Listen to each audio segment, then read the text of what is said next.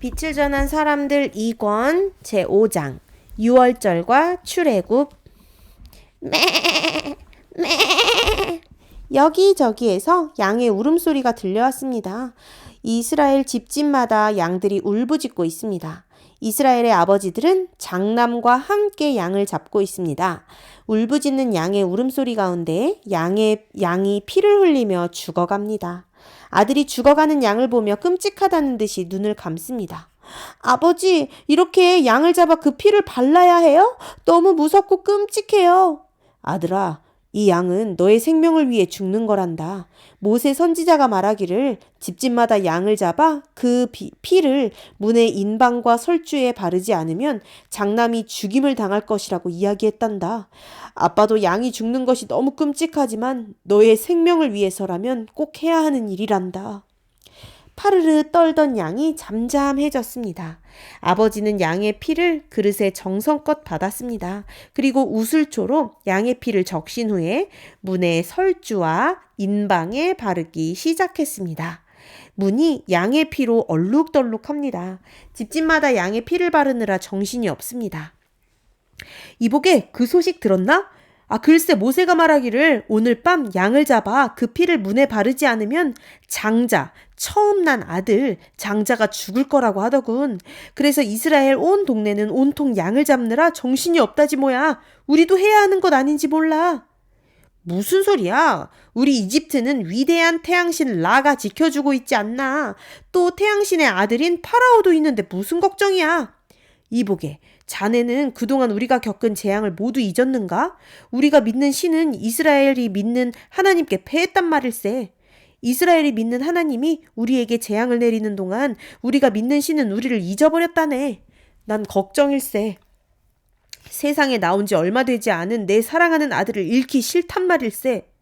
몇몇 이집트의 가정들도 이스라엘 백성이 하는 것처럼 양의 피를 문에 발랐습니다. 이 소문이 이집트의 군까지 전달되었습니다.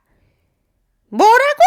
이스라엘 백성이 양을 잡아 문에 피를 바르고 있다고? 그렇게 하지 않으면 장자가 죽는다고? 무슨 말도 안 되는 소린가? 왕이시여, 뿐만 아니라 심지어는 이집트의 백성까지도 이스라엘 백성을 따라한다는 소문이 있습니다. 지금까지 이집트에 내린 재앙들로 인해 우리가 믿는 신들이 이스라엘의 하나님께 패했다는 소문이 바다합니다. 이런 괘씸한 것들 같으니라고! 우리가 믿는 태양신 라가 얼마나 위대한 신인데 이스라엘의 하나님께 패한단 말인가? 말도 안 되는 소리지.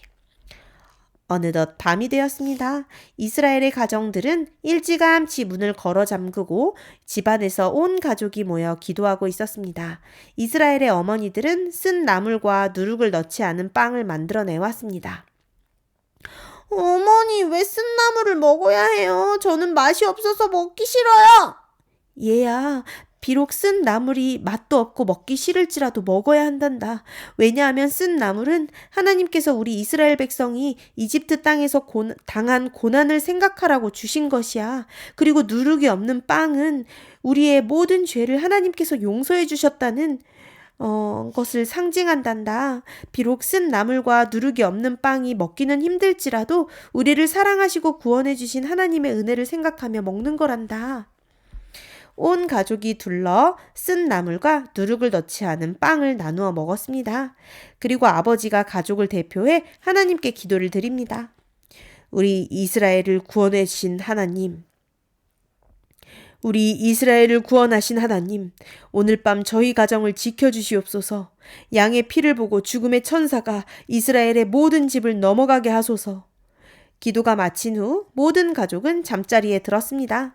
이렇게 이스라엘의 첫 유월절이 지나가고 있었습니다.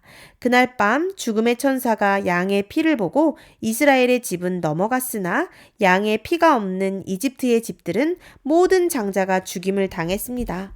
물론 이집트의 왕자도 죽임을 당했습니다. 왕궁에서 큰 통곡 소리가 들려왔습니다. 왕궁뿐만 아니라 모든 백성의 가정마다 통곡 소리가 가득했습니다.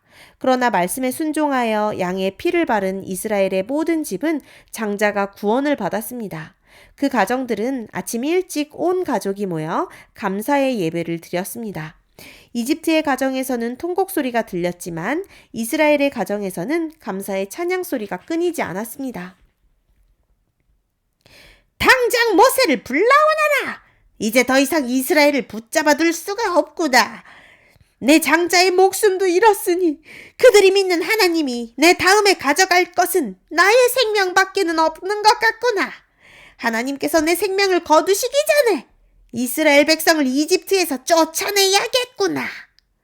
얼마 지나지 않아 모세와 아론이 이집트의 왕 앞으로 불려왔습니다. 모세, 너는 당장 너의 백성을 데리고 이집트를 떠나라. 왕이시여, 올바른 선택을 하셨습니다. 왕께서 진작 하나님의 명령을 따랐더라면 이 모든 재앙을 피했을 것입니다. 그러나 지금이라도 늦지 않았으니 올바른 결정을 하신 것입니다.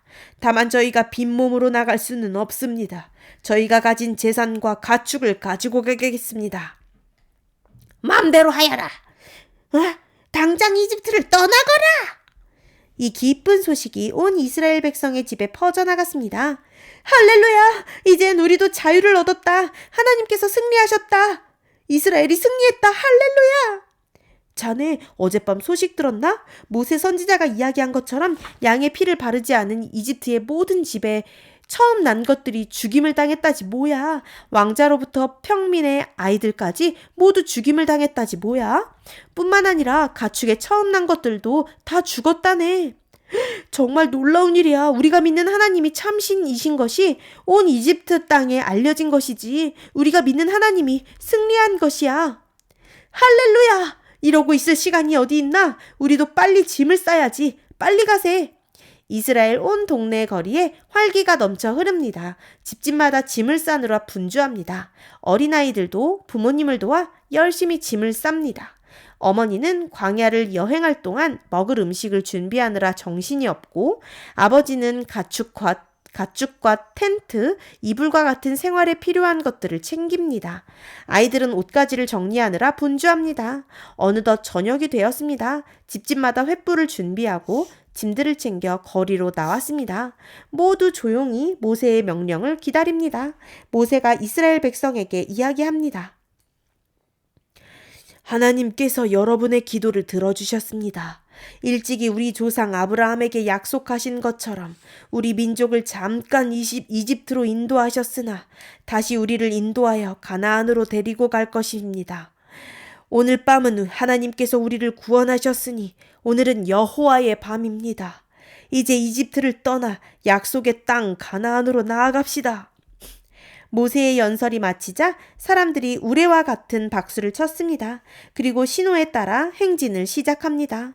모세를 시작으로 행렬은 끊임없이 이어져 마지막 사람이 이집트를 빠져나갈 때까지 계속해서 앞으로 전진했습니다. 우리나라에는 큰 명절이 있는데 추석과 설날이 있습니다. 마찬가지로 이스라엘에도 큰 명절이 있는데 절기라고 해요. 7절기가 있는데 그 중에 하나가 오늘 나왔던 제일 처음 7절기 중에 제일 처음 절기가 뭐야? 6월절. 맞아요. 6월절입니다. 오늘 나왔던 명절이 바로 6월절이에요. 6월절은 이스라엘 백성의 출애굽 사건과 관련이 있는 명절입니다. 이스라엘 백성은 6월절이 되면 쓴 나물과 누룩이 들어가지 않은 빵을 만들어 먹습니다. 요셉 시대의 야곱의 후손들 이스라엘 백성은 이집트에 들어가 살게 됩니다. 요셉이 살아있는 동안에는 이집트의 왕이 이스라엘 백성을 잘 돌보아 주었지만 요셉이 죽고 난 이후에 이스라엘 백성은 이집트에서 종살이를 하게 됩니다. 그 고통이 얼마나 심했던지 이스라엘 백성은 매일 하나님께 기도로 간구합니다. 그 기도를 하나님께서 들으셨고 하나님의 정하신 때가 되었을 때에 모세를 통하여 이스라엘 백성은 고난에서 건져주십니다. 6월절에 먹는 쓴 나물은 이렇게 이스라엘 백성이 이집트에서 당한 고난을 상징합니다. 그러나 단순히 고난에서 끝나는 것이 아니라 고난 속에서 이스라엘을 구원하신 하나님의 은혜를 상징하는 것입니다. 우리도 역시 쓴 나물은 먹지 않지만 고난 가운데 우리를 구원해 주신 하나님께 감사의 기도를 드려야 합니다. 이스라엘 백성은 쓴 나물과 함께 누룩이 들어가 있지 않은 빵도 먹습니다. 성경에서 누룩은 죄를 상징합니다. 즉, 누룩이 들어가 있지 않은 빵은 죄가 제거되었다는 것을 상징합니다. 이스라엘 백성이 유월절에서 누룩을 제거한 것은 그들의 죄를 제거하는 것을 상징합니다. 우리의 삶에서도 누룩과 같은 죄를 없애야 합니다. 예수님은 우리의 모든 죄를 용서해 주셨습니다. 우리가 오늘 죄를 지었다면 우리의 죄를 용서해 주신 예수님께 회개의 기도를 드려야 합니다. 그러면 예수님께서 모든 죄를 용서해 주십니다.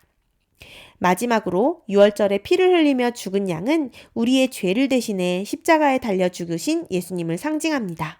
죽음의 천사가 이스라엘 백성의 집에 묻은 피를 보고 넘어간 것처럼 하나님께서도 우리의 죄가 있지만 우리를 위해 예수님께서 지신 십자가의 피를 보고 우리의 죄를 용서해 주십니다. 그래서 유월절은 넘어갔다 라는 뜻이 담겨 있는데 영어로 뭐라 그랬죠? pass. 넘어갔다. pass over.